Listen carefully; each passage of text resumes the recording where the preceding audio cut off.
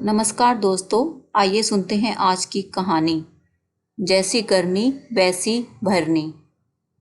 एक गांव में एक किसान रहता था। उसके परिवार में उसकी पत्नी और एक लड़का था। कुछ सालों के बाद पत्नी की मृत्यु हो गई। उस समय लड़के की उम्र 10 साल थी। किसान ने दूसरी शादी कर ली। उस दूसरी पत्नी से भी किसान को एक पुत्र प्राप्त हुआ। किसान की दूसरी पत्नी की भी कुछ समय बाद मृत्यु हो गई। किसान का बड़ा बेटा, जो पहली पत्नी से प्राप्त हुआ था, जब शादी के योग्य हुआ, तब किसान ने बड़े बेटे की शादी कर दी। फिर किसान की भी कुछ समय बाद मृत्यु हो गई। किसान का छोटा बेटा, जो दूसरी पत्नी से प्राप्त हुआ था, और पहली पत्नी से प्राप्त बड़ा बेटा दोनों साथ साथ रहते थे। कुछ समय बाद किसान के छोटे लड़के की तबीयत खराब रहने लगी। बड़े भाई ने कुछ आसपास के वैद्यों से इलाज करवाया, पर कोई राहत ना मिली। छोटे भाई की दिन ब दिन तबीयत बिगड़ती जा रही थी और बहुत खर्च भी हो रहा था।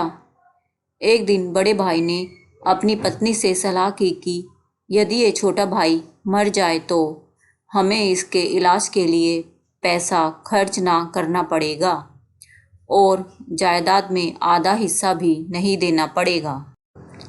तब उसकी पत्नी ने कहा कि क्यों न किसी वैद्य से बात करके इससे जहर दे दिया जाए। किसी को पता भी नहीं चलेगा और किसी रिश्तेदारी में शक भी नहीं होगा। वो सोचेंगे कि ये तो बीमार था, बीमारी से ही मृत्यु हुई होगी। बड़े भाई ने ऐसा ही किया। एक वैद्य से बात की कि आप अपनी फीस बताओ, ऐसा करना मेरे छोटे बीमार भाई को दवा के बहाने से जहर दे देना। वैद्य ने बात मान ली और लड़के को जहर दे दिया और लड़के की मृत्यु हो गई। उसके भाई भाभी ने खुशी मनाई कि रास्ते का कांटा निकल गया। अब सारी संपत्ति अपनी हो गई। उसका अंतिम संस्कार कर दिया गया। कुछ महीनों पश्चात उस किसान के बड़े लड़के की पत्नी को लड़का हुआ। उन पति पत्नी ने खूब खुशी मनाई। बड़े ही लाड़ प्यार से लड़के की परवरिश की।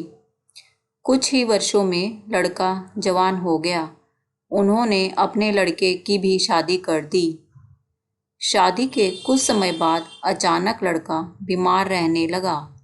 माँ बाप ने उसके इलाज के लिए बहुत वैद्यों से इलाज करवाया। जिसने जितना पैसा मांगा दिया। सब कुछ किया ताकि उनका लड़का ठीक हो जाए। अपने लड़के के इलाज में अपनी आधी संपत्ति तक बेच दी। पर लड़का बीमारी के कारण मरने की कगार पर आ गया। शरीर इतना ज़्यादा कमज़ोर हो गया था कि अस्थि पिंजर शेष रह गया था।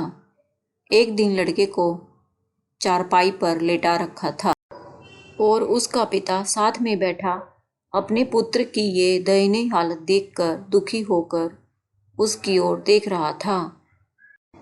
तभी लड़का अपने पिता से बोला कि भाई, अपना सब हिसाब हो गया, बस अब कफन और लकड़ी का हिसाब बाकी है, उसकी तैयारी कर लो।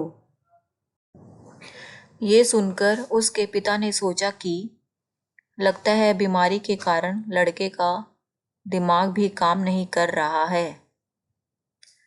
वह बोला, बेटा, मैं तेरा बाप हूँ, भाई नहीं। तब लड़का बोला, मैं आपका वही भाई हूँ जो आपने जहर खिलाकर मरवाया था। जिस संपत्ति के लिए आपने मरवाया था, अब वो मेरे इलाज के लिए आधी बिक चुकी है। आधी जो शेष है वो आपकी है। हमारा हिसाब हो गया है। तब उसका पिता फूट फूट कर रोते हुए बोला कि मेरा तो कुल का नाश हो गया, जो किया मेरे आगे आ गया, पर तेरी पत्नी का क्या दोष है जो इस बेचारी को जिंदा जलाया जाएगा। उस समय सती प्रथा थी, जिसमें पति के मरने के बाद पत्नी को पति की चिता के साथ जला दिया जाता था। तब वो लड़का बोला कि वो वैद्य कहाँ है जिसने मुझे जहर खिलाया था। तब उसके पिता ने कहा, आपकी मृत्यु के 3 साल बाद वो मर गया था।